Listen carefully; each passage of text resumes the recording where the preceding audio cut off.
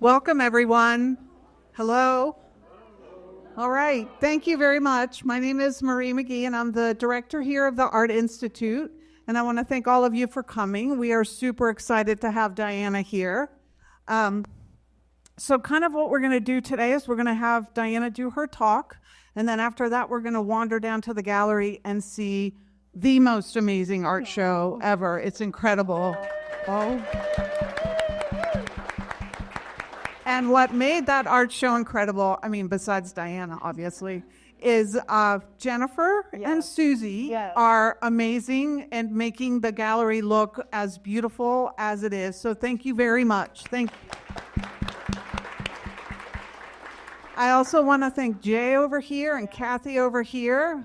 They're our techno volunteer. Thank God they're here, or we wouldn't know what we were doing. So thank you very much for being here, not just today, but all through the week, all through this time. Thank you.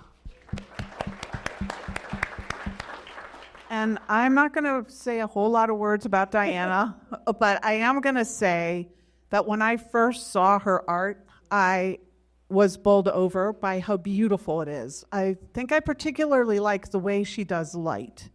That kind of blows me away.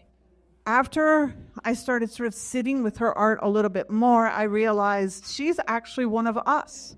She is the person who thinks about art as a tool to show people the importance of conservation. And that is who we are here at the Desert Museum. We are here.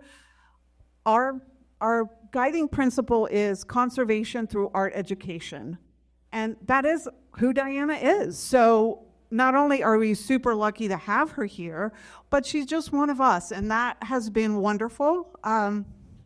So thank you for trusting us with your work. Thank you. And trusting us to make this talk work. So thank you so much, and I'm done talking. Okay. Off you go.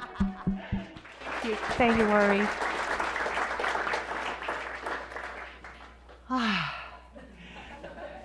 A long road to get to this point, and to look out and see all your beautiful faces just brings me so much joy. And so I'm just honored that you would spend a couple hours with me on this beautiful Saturday.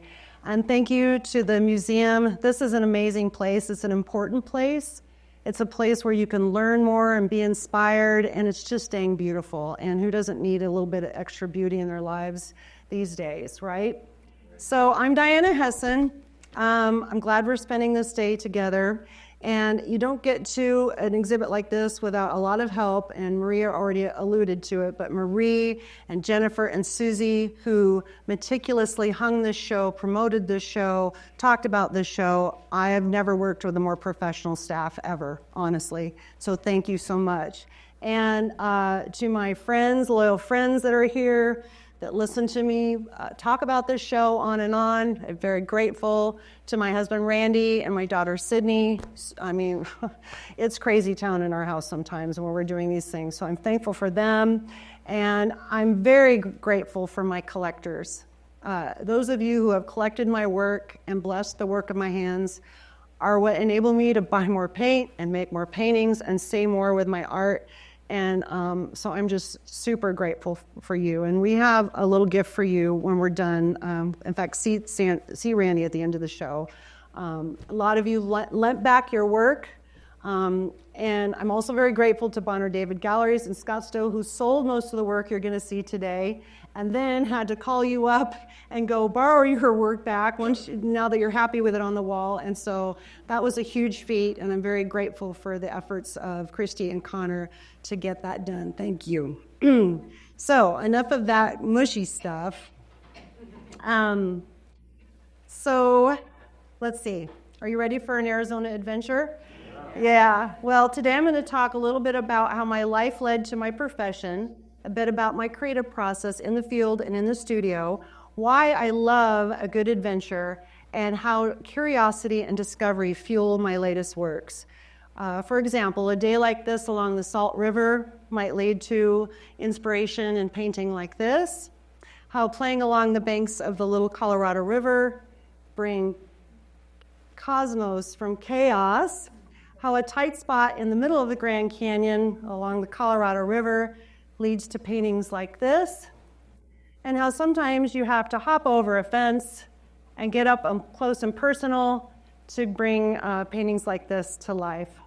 So I love a good adventure. But first, let's talk about a failed adventure. For those of you who have seen this talk before, I've tweaked a little bit, but this stayed in because it's epic. It's epic. So on a beautiful winter day in 2021, my husband and I, in our Jeep, decided we would go to Morristown and drive to Castle Hot Springs. Castle Hot Springs is one of the first resorts in Arizona. If you know it, it's beautiful. It's very pricey. Save your pennies. Try and go for an anniversary or something. So we took the way that tourists would have gotten there 100 years ago. We started in Morristown. They would have taken the Santa Fe train to Morristown, and then they would have gone the 24 miles on a dirt road to the resort. So we did that. We had a great day. We were four-wheeling. Everything was fine, but we still had daylight left. And those of you who know me know I do not like to waste daylight. So we decided we would go on to Crown King, which is a little gold mining town up in the Bradshaw Mountains. There's about 100 people that live there. It's the site of a lot of mining claims, and I always heard that they have a saloon there. We can get a cold beer, and I wanted to go. And not only did I want to have the cold beer, but what might grow and bloom there. I'm always curious. So we did that. Here we go. And this is how it went.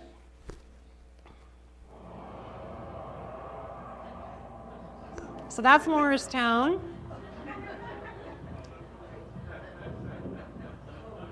Not too swanky, but now just a nice dirt road. Who loves a dirt road?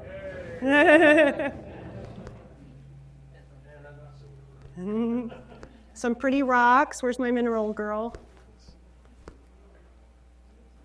Wild burros left over from the mining days.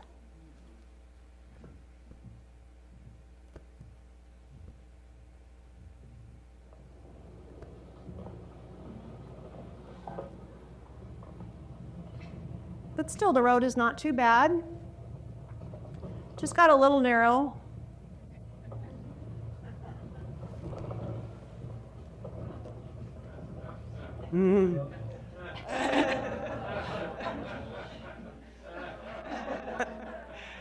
So this is what happened to the road. So as you can see, I got out to help guide Randy in. So that phrase there, "You're doing a good job, honey," that's what I say to my husband when I'm like scared out of my wits that we're not going to turn around. So it's our little joke between us. And now there's not enough room for everybody, so we have to do some backing up and going forward. But there's still a little daylight left. We might get to Crown King. And then That's where the trouble is.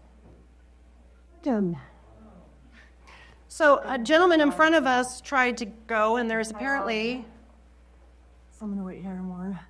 a big rock down there, and he broke his drive shaft. I don't even know what that is, and his tie rods. I think that's pretty serious. And now it's a party. So we waited and waited. Maybe they'll clear the truck off the trail and we can keep going. Well, when we got to finally keep going, then we discovered this was the rock that everyone was having trouble with. These guys are going to make it because, you know, they have clearance.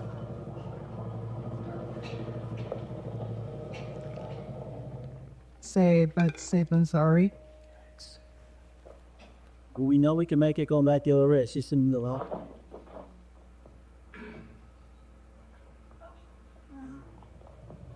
So we turned around and went back. We didn't have internet. We didn't have friends that knew where we were. And of course, there's always someone to mock you when you've failed and laugh their asses off at you. So I still have never been to Crown King. I still have never had a cold beer in Crown King. I don't know what grows there. I don't know what's blooming there. And that obsession with curiosity and discovery is what fuels my work. So this is me as a little kid. Look, there's even a place for a cold beer in her hand right there. I grew up in a historic area, a gold mining town of Auburn, California. That's my mom and my dad and my two brothers, and that's me. It was 1966. I'm adopted. There were so many kids that year, they were advertising us on television. So literally, my mom and dad looked at each other and said, "Want to go get a kid?" And So I'm grateful to be alive and to be here today. My brother in the front went on to become an environmental toxicologist at UC Davis. My dad built him a greenhouse, and we had worm beds in the backyard, so we were a very plant-centric family. On the weekends, we would weed, and my dad was always building a new garden, a new place to grow something. We had rock gardens, and then, of course, the kids' job was to take all the harvest from the garden, the peaches, and take them to neighbors, grateful neighbors. I was not a good student. I was good at talking in class. That was about it. But my dad recognized an interest that I had in photography. So one year when I was a little kid, he gave me his old camera and taught me how to use it. And that really lit up my brain. And so immediately I started taking pictures of the things I was interested in, the landscape and the plants and the garden. And then when I graduated from high school, my parents gave me this book from National Geographic. It was full of these intriguing photographers that got to go on assignment, interview interesting people, and document where they went. And I thought, wouldn't it be cool to be that guy on the right with a backpack and go out into the wilderness? And so the idea of being a photojournalist kind of was lit up in my brain. I was also interested in macro photography, and so I started to emulate that with my own photography.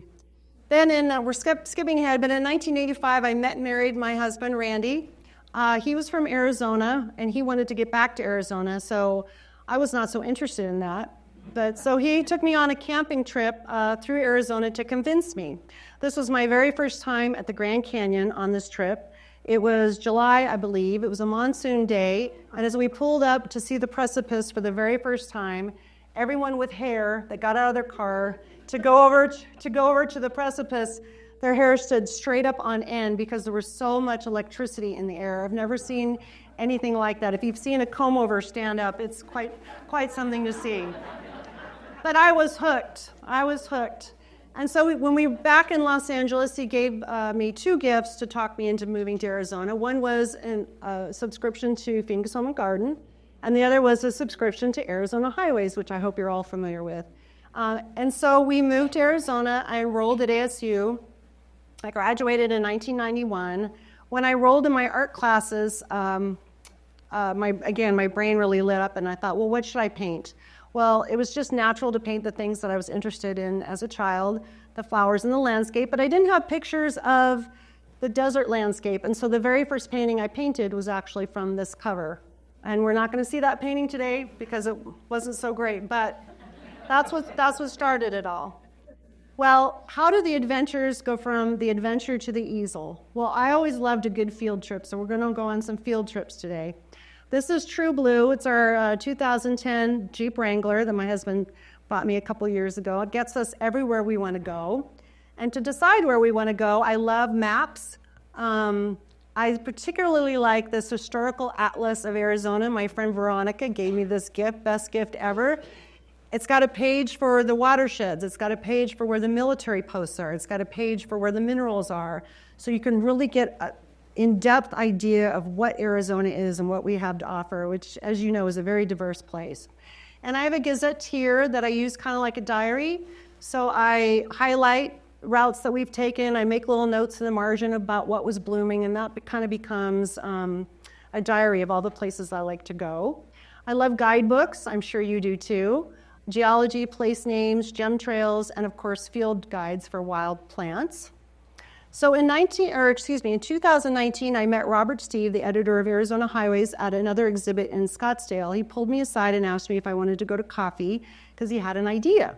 He asked if I'd be interested in doing a desert wildflower portfolio for the magazine for March of 2020. So I immediately said yes. And the result was the collection you see here was published in March of 2020, and it was very successful, and I really enjoyed the mission of capturing just the wild plants of Arizona. It was such a successful show that my friends at Bonner David Gallery decided to do an exhibition in conjunction with the magazine, and we had grand plans of reception and fear and all sorts of things. Well, you know what happened in 2020. So this is downtown Main Street in Scottsdale. You'll notice there's no one on the streets. It was the most successful show we never had. But you all bought the paintings. So it was a sellout show, but we never got to celebrate. We celebrated inside with a meal, and we kept the musician that night. Christy and I enjoyed the music. So anyway, that really lit up my brain to, and I'm going to say that a lot, and I'm sorry, but it did. And just finding more wild plants and narrowing it down to that. So as you know, in 2020, everything was shut down, but the wild was not shut down. So we got in our Jeep that summer and went to the White Mountains, one of my favorite places in the world. And I went back to Robert Steve and proposed another portfolio of wildflowers just from the White Mountains. And it was called The Colors of White. And again, this was very successful, and you'll see some of these pieces in the exhibit today. By the way, here's some old issues of Arizona Highways that I like to collect on subjects that are interesting to me. These are the 3 that my art have appeared in, so I'm super honored to be a part of that.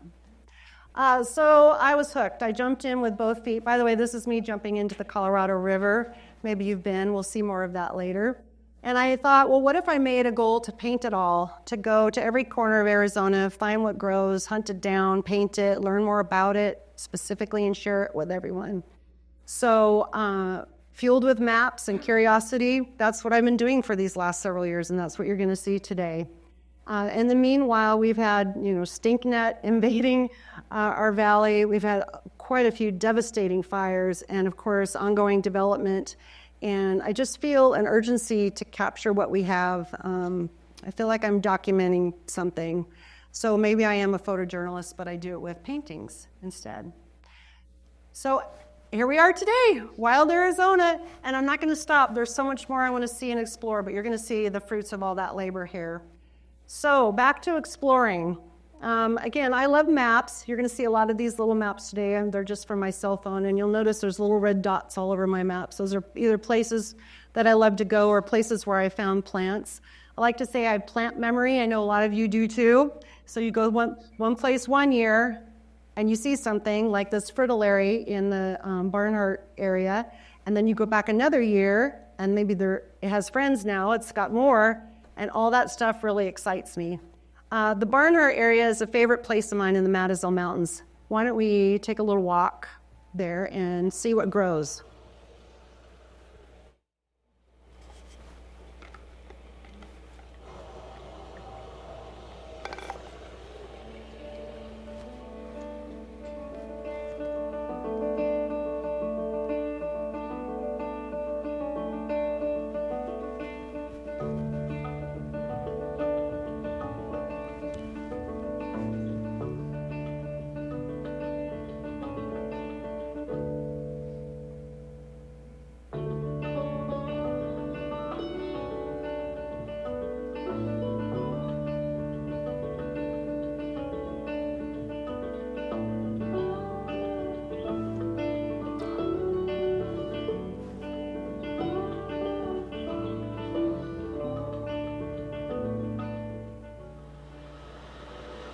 Yes, there is water in Arizona.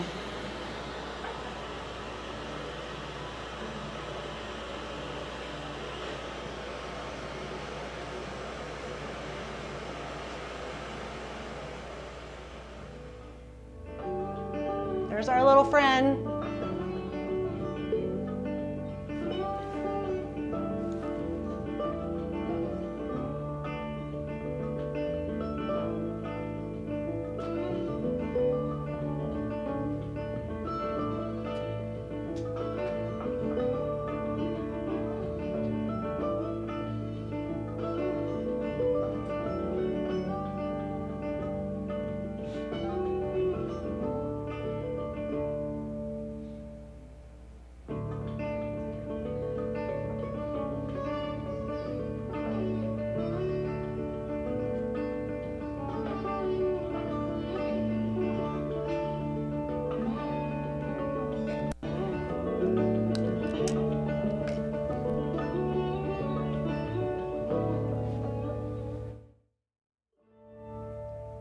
Would you agree that that's a beautiful place? I love that area, and it has inspired a lot of paintings. So when I get home from a trip like that and download my photos, I make little sketches of things that I want to paint. I'm not a sketcher, I'm more of a painter. This is just a means to an end. So they're messy and they're just, general ideas and what was blooming and that sort of thing. And then I put that on what I call a painting page like this. So this is like a little map of what I'm going to do with the time that it bloomed, where I saw it, and some pictures. And then that goes on a wall. So there's kind of my wall room or war room wall. And so you'll see on the right-hand side are things I'm going to paint. And as I complete them, I move them to the other side. And that's just me loving to check off a list and feel accomplished.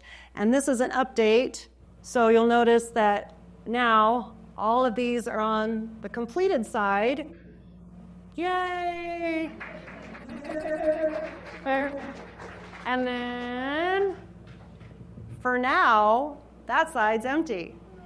Yes. So when I get curious about a region or a period in history, I read some pretty great books. I love fictional books from the Southwest. Zane Grey really paints a beautiful narrative about the Southwest and the plants and the places, so I love those. I love Wynne Brown's book, The Forgotten Botanist. She couldn't be here today, but her book is in the gift store here. I highly recommend it. It chronicles Sarah Plummer Lemon's trip to Arizona with her botanist husband in 1881. And many of you know that Mount Lemmon is named for Sarah Lemon. If you don't know that, now you do, and you can share that that's one of the only mountains in the country, I believe, that's named for a woman, so that's pretty cool. Another favorite book of mine is Vanished Arizona. It's the one on the top of the list right there. That chronicles, or it's a journal of Martha Summerhays in 1874 and her journey as an army wife through Arizona. And many of the places we're going to go today, she went as well. So what did I paint from that day? Well, here's one of my paintings. It's called Gratitude. It's sago lilies, fall scarlet, and guess what? Lemons, butterweed, so named for Sarah Lemon.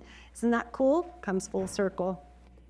This is another painting I painted from that day. I love the juxtaposition of the agave with the sago lilies. This is called The Gathering. The sago lilies were interesting. The bulbs can be harvested and eaten, and it's really what kept a lot of our early settlers alive, for eating the bulbs. In fact, if you really suffered and you really wanted to brag about your suffering, you would call yourself a bulb eater. And then here's, wait, let me go back. No? Okay. Here's, finally I got around to painting the waterfall, or painting the fritillary, and it's called Waterfall because to me it kind of feels like a waterfall. And for some reason it missed one. Okay. Oh, there it is.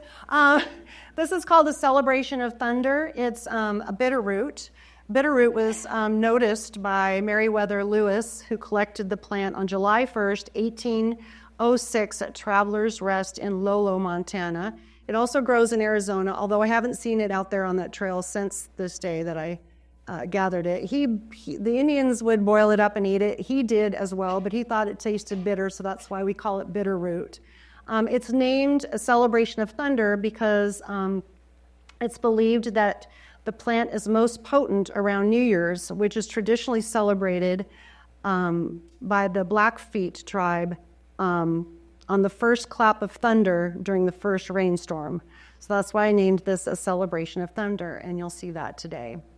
And then my new discovery this year was this little flower called Arizona Blue Eyes, and it's named Truly Blue because, as Lady Bird Johnson Wildflower Center says, in arid parts of the Southwest, truly blue flowers are uncommon. So I love this little painting, and you'll get to see that today. So let's go over the hill and show another favorite location near the historic Doll Baby Ranch along the East Verde River. This was Mother's Day 2024. It was the first time I went up there. You'll see the grinding stones there. It's cool to sit somewhere where women probably sat years ago and did their work and probably gossiped about so-and-so and such and such. And so that was really cool to find those. And then since then, I've been back up a couple of times with some of you here in the audience with the Native Plant Society, Arizona Native Plant Society, and with senior research botanist Wendy Hodgson, who's here today. I'm so glad you're here, Wendy. And this is us on a collecting trip, and there's Veronica, and Wendy always has something to teach us, and so we pay attention. And she was collecting that day, and then there's the group from the from the Native Plant Society. And there's Wendy with all her spoils on her back, smashed between newspaper and cardboard. And so the next group of paintings I'm going to do is all from that hilltop. There's a lot of things that grow up there, and I'm excited to capture that in the next bit. But at the base of the hill, this is what caught my eye on Mother's Day of 2024, and you'll see this painting today. So this is a antelope milkweed and a juniper hairstreak butterfly, just having a good old time. And so I created this painting. It's called 1,000 Words because sometimes moments like this are just bigger than life to me, more than 1,000 words. Milkweed is a very important plant in our system. There's over 30 species of milkweed in Arizona. And we'll see a little tiny variety later, but you'll notice that this one was quite big. And this area has been disturbed by Native Americans, ranchers, bovine feet for many, many years, and that actually is what makes these grow so well in this area. And this is one of these special paintings, and you'll see this today, where I've hidden my Jeep in the painting. So maybe you'll find it when you go see the painting today. So now let's go on to the Grand Canyon. In May of 2006, Randy and I, along with my sister-in-law Candy, hiked the Grand Canyon for the first time, and it was life-changing. And I've been in and out many times since then. I also enjoy Havasu. I'm sure some of you have been down there as well, to the beautiful blue waters. Here I am pointing out a monkey flower in the beautiful blue waters. And then in 2022, we took a 10-day rafting trip from Lee's Ferry to Diamond Point. If you ever have read Kevin Fedarko's books, which I highly recommend, he mentions a guide named Harlan Tanny. He's quite famous. Anyway, he was our guide, so we were in good hands, or were we?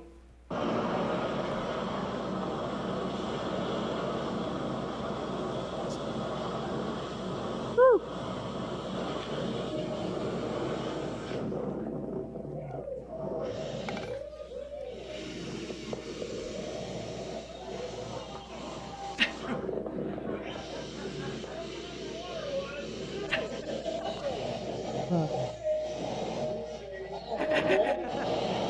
That's my husband.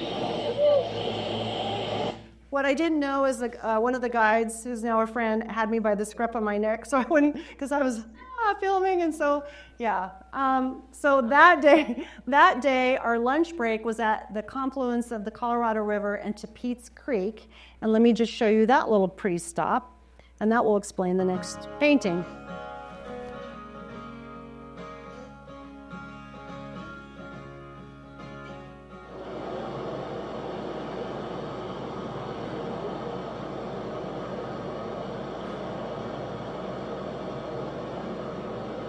Sunshine.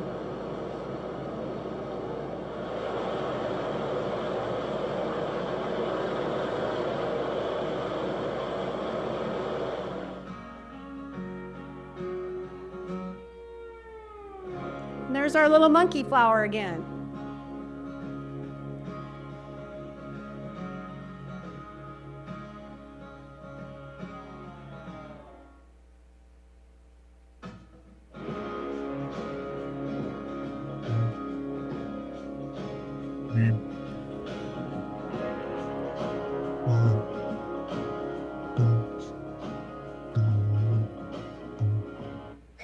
So there's our monkey flower again. I named this painting, and the people that bought this painting actually were on the raft with me, so I'm really honored that it's going to be in their collection.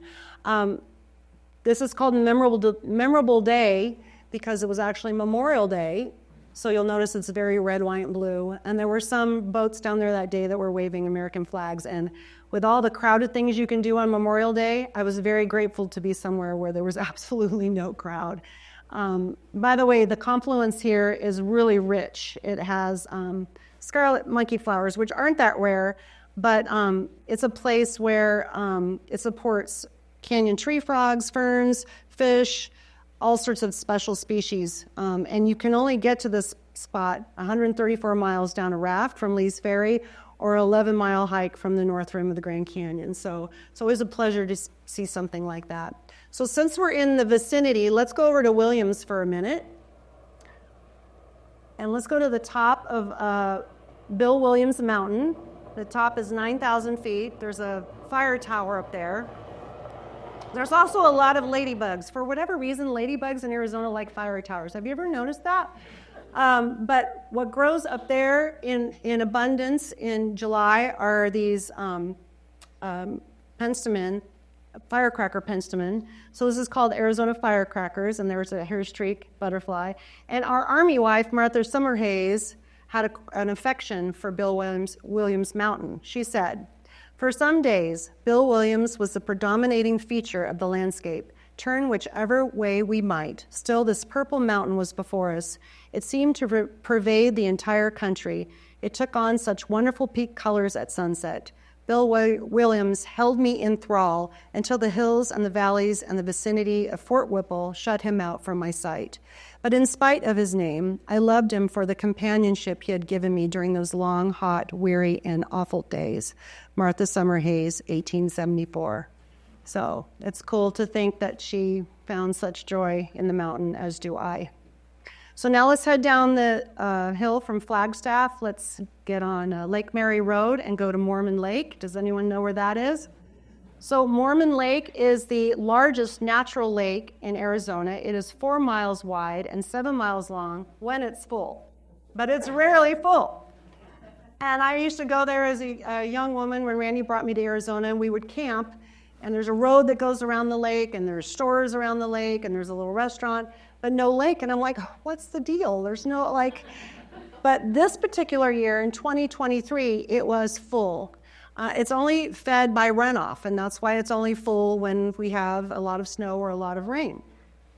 So our Army wife also came through here on her tour through Arizona, and she said this. She went to the only other natural lake in Arizona, Stoneman Lake, which is 20 miles from here, but it has this very similar look. She said, "Our camp was as beautiful as could be beyond description and lay near the edge of a mesa, whence we could look down upon a lovely lake. It was complete surprise to us, as points of scenery were not much known or talked about in Arizona. Ponds and lakes were unheard of. They did not seem to exist in this drear land of arid wastes. We never heard of water except for the Colorado and the Gila, or the rivers and the tanks and the basins and irrigation ditches of the settlers. But here was a real Italian lake, a lake as blue as the skies above. We feasted our very eyes and souls upon it." So that's why this is called As Blue as the Skies Above. And the wild irises aren't bad either. So now let's head down the road towards Strawberry and Pine. In fact, let's run into Pine and get an empanada at the pie bar. Hardscrabble Road, Mesa Road, is one of those roads where you can probably walk faster than you can ride along in a four-wheel drive car, and so often I do that. I just tell Randy, just stop, let me out of the car, and I'll meet you at the top or the bottom. So I did, and on this particular day, I spotted something blue, and here we have a McDougall bluebell. It was the first one I'd ever seen. And I thought it was so lovely and graceful, so I painted that, and I called it Something Blue in honor of that beautiful little poem that we say when brides get married. And just down the road from there was this discovery. This is a spiny star cactus, and I call it On the Ball because the U.S. Forest Service describes this cactus. It says, "Imagine a group of whitish tennis balls with spines." So this is On the Ball. And now let's head down the hill. Let's go to Roosevelt Lake, past Tonto Monument, over the Salt River, and up towards the rim. There's a roadway there that I love so much. It's called the Desert to Tall Pines Scenic Byway. It is 67 miles that connects Roosevelt Lake to Young and the Mogollon Rim. You leave at about 2,100 feet, and you end up at 7,600 feet very quickly. And somewhere in the middle is this spot, and I know my girls love this spot too. This is where you have a great view of Four Peaks and Roosevelt Lake. In fact, let's just take a look at the view. Lots of opuntia and agave and ocotillo, and look at that view. And my friend that's here today lives right over there. Anyway, a favorite spot there is this spot. This is Parker Creek Canyon, and look at those beautiful cliffs and those healthy, lovely agave right there. And if you call out across that canyon, it will come back to you. And so I call this agave echo. This is not in this exhibit today, but I love this painting, so I wanted to show it to you. Just up the road from there is a place, as you climb into the woods, you can stop at Workman Creek here, which had a huge fire this summer that destroyed 27,000 acres. I'm not sure the state of it now, so I'm a little sad to go back up there. But just down the street from there was this discovery, a butterfly weed, which is not uncommon, but you don't see them that often in Arizona, so it was pretty special to me. And so I painted this, a good landing, because that butterfly made a good landing. Okay, now let's head down to Globe in Miami, who also had their own natural disaster recently with all that rain we had, and I'm sure I thought some prayers are with them as they clean up. But I love a mining town, and so we're going to go to Superior. Superior used to be called Pinal. Pinal used to be called Picket Post, and Picket Post used to be Tordillo Peak. So let's learn a little bit more about this area.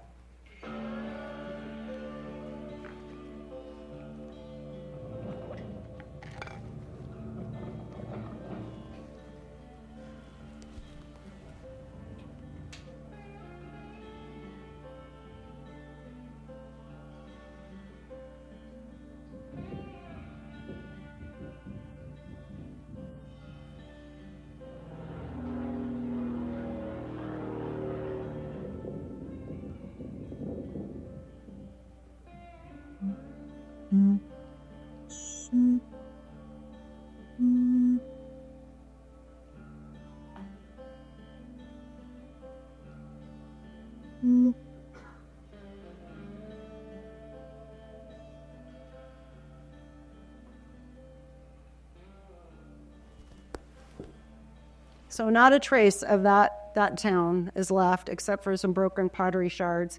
But it's a beautiful area. I love to hike in that area. So back to our army wife, poor Martha.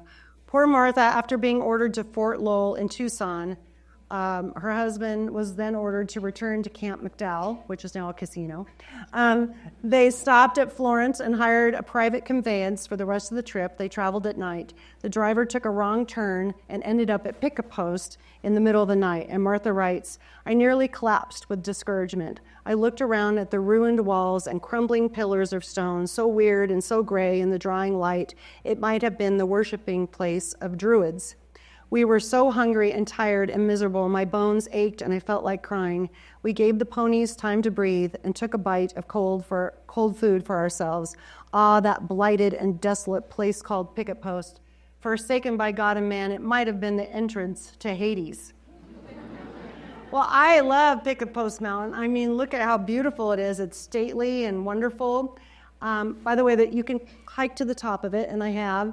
And there would have been a heliograph station up there during the Indian campaigns. But I just love the structure of it, and you might recognize this piece. Where are my collectors? So that's why this is called Superior Architecture, because God willing, that mountain will always be there. And I love the globe mallow that bloom in that canyon in the spring. And Superior, by the way, is a nice little mining town that's getting cooler by the minute, and you can get a cold beer there. So across the street, across the 60, is the site of another great discovery. Just beneath King's Crown Peak in Comstock Wash was the site of the richest silver mine in Arizona, producing $42 million worth of silver ore between 1875 and 1900. But enough about the gold. Look at those pretty flowers. What are those? Well, those are fringed red maids. And so I painted them, and I put Apache Leap and the little bit of Superior in the background. The miners probably couldn't care less about those flowers, but they should have, because if you're hungry, you can eat them. So there's that. So now let's go to my neck of the woods, the iconic and legendary Superstition Mountains.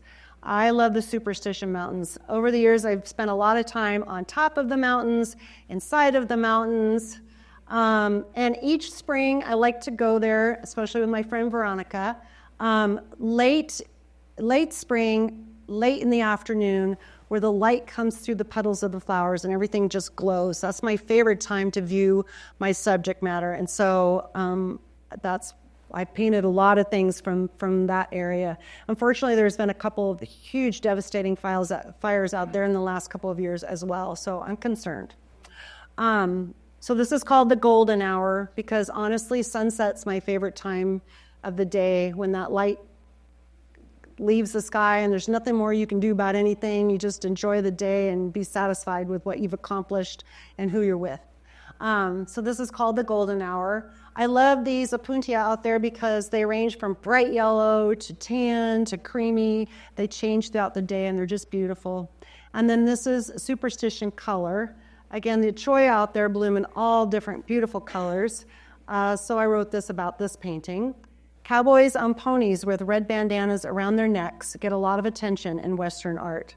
But the backdrop of a cowboy's life, the land, the skies, take center stage in my work. They are the colorful characters I love to paint. These plant species were here long before the cowboy, and with good stewardship, they will remain. They are poetry, a Western ballad, a remembrance, a spark, a legendary colors in the Southwest rippling in the wind. So it's called superstition color. And then we can't forget the gold chollas. I named this one Stay Golden, and you might recognize this poem by Robert Frost. Nature's first green is gold, her hardest hue to hold. An earthly leaf's a flower, but only for an hour, then leaf subsides to leaf, so Eden sank to grief, so dawn goes down to day, nothing gold can stay. Does anyone recognize that poem and the term pony boy, perhaps? Okay, you're dating yourself, but okay. Now we're gonna go closer to my house. I live near the Salt River. I love that I live so close to the Salt River. We have the bulldogs where you can frolic around in your Jeep. We have the legendary Salt River wild horses, of course. And then we do have an actual river, the Salt River, that's there as well. And every once in a while we get a super bloom like we did in 2023. And if there's anything I've learned in my 36 years in the Southwest is how different the weather can be from one year to the next, and how quickly we forget often just focusing on what we have now. And that was brought home to us last week, right? Dry, hot, and then the heavens just opened up. Wasn't that glorious? We got 4.5 inches at my house. So not to brag, but it was super exciting.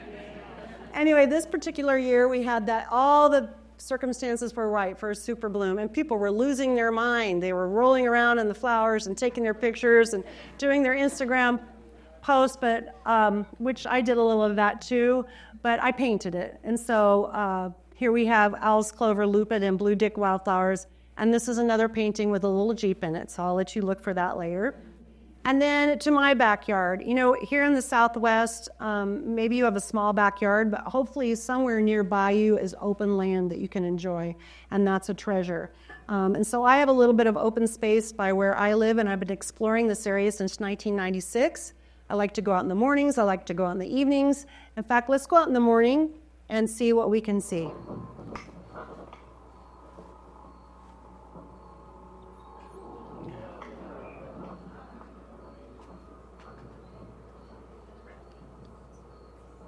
So I was just walking along, taking pictures for the Slacks because they wanted a special painting. And I heard a noise in the bushes and looked over, and there they were. So what I'm told, and correct me because I know there's some really smart people in the audience, is that those are two males fighting for dominance in that area. And so that was pretty cool to see. So I wear boots when I go in that wash now. But what I was really out there to do was to stock these flowers, Sacred Datura, which are super common in the Southwest. However, I have never seen these out there since then. So that's just how it is. I mean, it makes me sad, but I'm hoping they'll be back someday. And the result was this painting, Arizona Cornucopia, which I'm really grateful my collectors let me borrow, and you'll see that today. Because that year, with all that rain, there was an abundance in the desert. And this was September when all that was happening. So about like now. There were frogs crawling out of the ground. I mean, they were so happy. And then I like to take evening hikes out in my neck of the woods after a long day in the studio. And again, some years there's lupin out there, some years none, but you can always count on this little flower, the tuberosa. And again, if you get hungry, you can eat these. They're edible. They taste like cucumber. Veronica taught me that. And by the way, and so that's the painting that resulted. So it's a wash with color.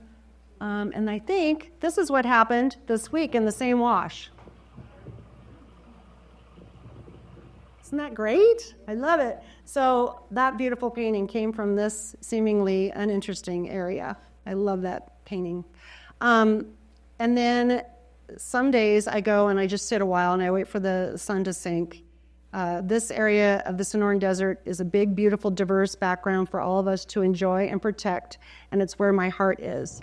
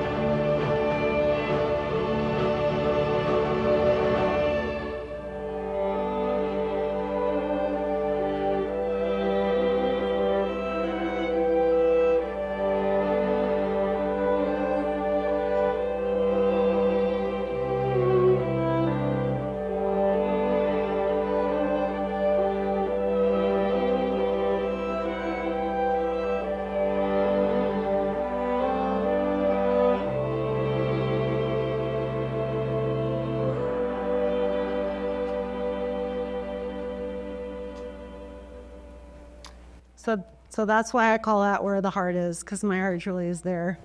Thanks, guys. Thanks. It's not over yet. We're almost done. I just have a few more places to show you, if you don't mind. We have some beautiful saguaro in our neck of the woods as well, but they have really taken a beating over the last couple of years.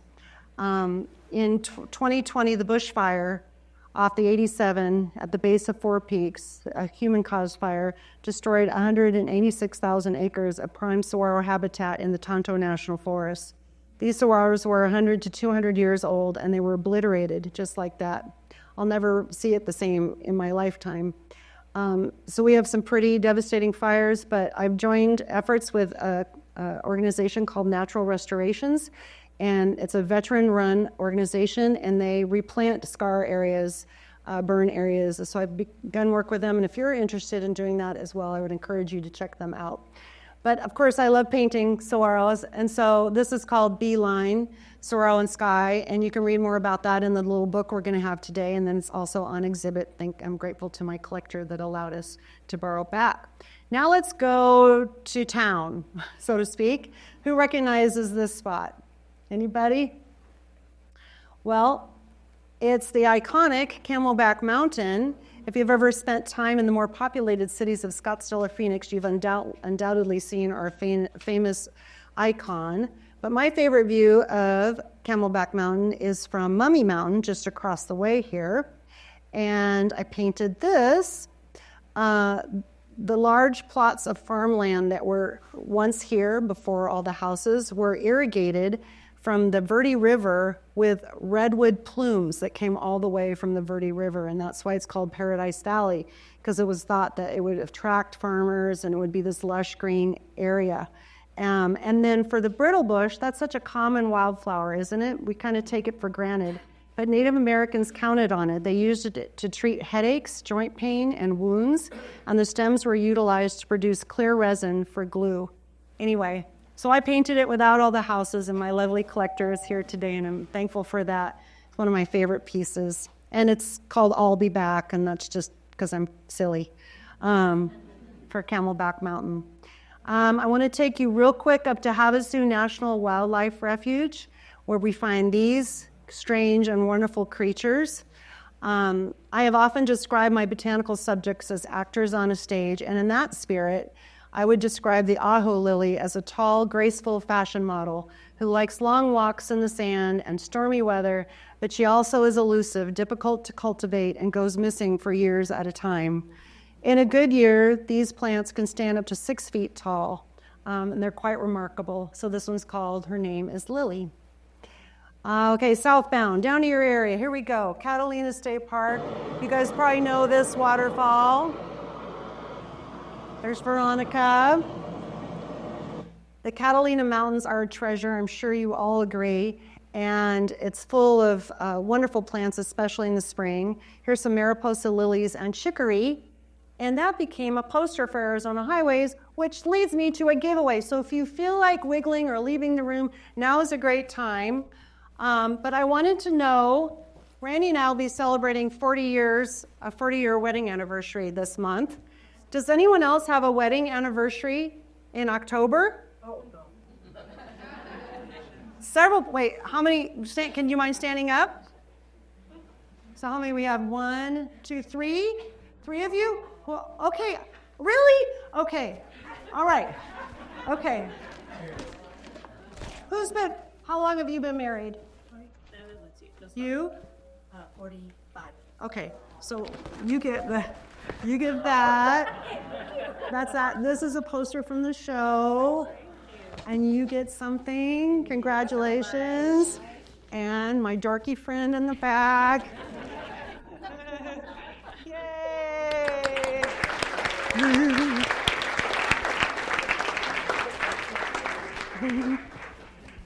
All right, back to the Catalinas. So I love the hedgehog cactus. It's a faithful flower in the desert. Every part of this plant glows. I have painted it several times, but this one's called the Queen of the Foothills because to me it looked like someone had discarded a ruby crown in the desert and walked away. It was just glowing brilliantly. And so that's called the Queen of the Foothills. And then let's go down to Patagonia. I love Patagonia, where the rolling hills meet the Sky Islands. And down there we have the historic town of Patagonia, and we have Patagonia Lake, which is a reservoir on Sonoita Creek. And this scene really enthralled me one day. The hillsides are covered with this particular yucca, which is not up in the valley. And by the way, all these boys end up jumping in the lake. They didn't have a cell phone. They were just having a great time, so it was a great day. So I painted this. This is called Shimmering Light, Sierra Madre Yucca and Patagonia Lake, and I really love that painting.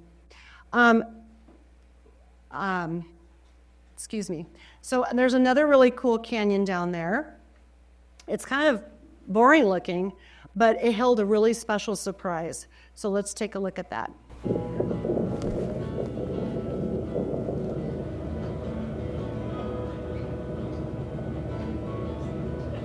Another precarious road.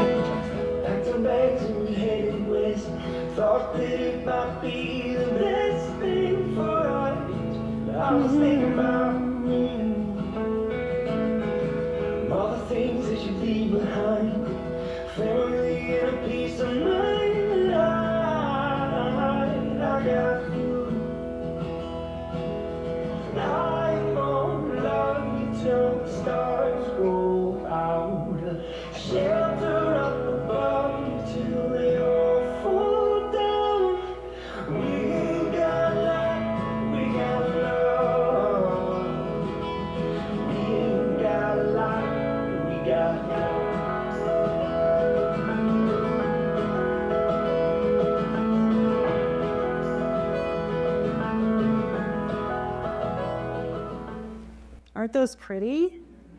Those are our Arizona Blue Star, and there's a fun story about this, and my collector is here today. So I had a collector that reached out. He wanted to do something special for his wife. They've been living in the East, and they were finally returning to the West, to the Tucson area, which he loves, and he wanted to do something special for her. So I came up, I wanted to paint this so badly, and I came up with this composition for him, and I always try and include the date when the flower bloomed when I saw it, and he wrote back to me and said, "That's our wedding anniversary." I'm like, oh my gosh, this is meant to be. And to me, that bouquet of blue stars looks, I can picture a bride holding those as she's coming down an aisle with the streamers on the sky. And so that was just a very special commission. And my collectors are here today, and I'm very grateful for you. So let's go over to Tubac. Near Tubac, there's a sandy canyon. I can't remember what it's called, but Veronica and I were exploring that area one day, and we noticed all these beautiful flowers along the river and along the roadway. And so I painted those. Those are desert dandelions. They're pretty good size, and they're just so happy. And then there were poppies blooming nearby, so I painted those in conjunction with each other, and then just suspended them in the sky, and then the beautiful canyon below. So that's near Tubac. Okay, we're almost done. We've had quite a journey. We've been all over Arizona. I have a painting on the easel to finish, but I need a little more research in the White Mountains. So let's hop in the Jeep and go one last place, the White Mountains, and see what kind of inspiration we can find there.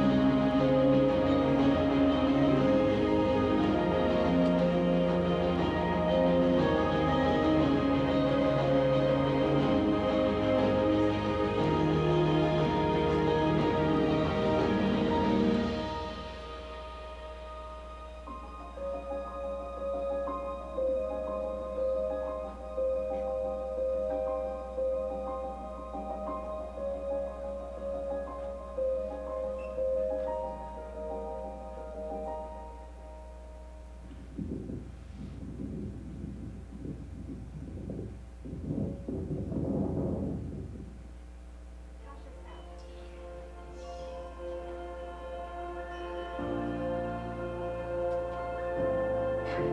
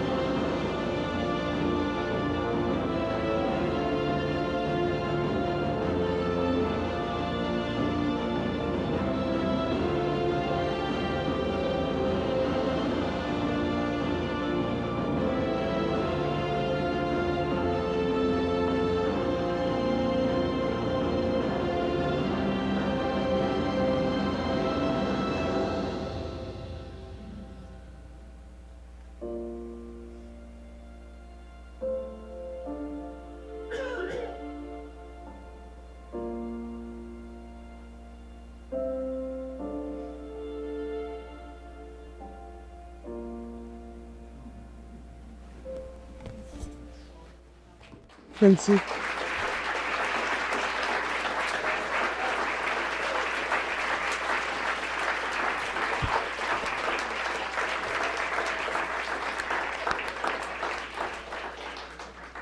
I'm sorry, I get choked up. I love my state. I love what I do. I'm appreciative of all of you spending this time with me. And I'm grateful. So enjoy your time here. Thank you for sharing this day with me, and let's go see some art. I'm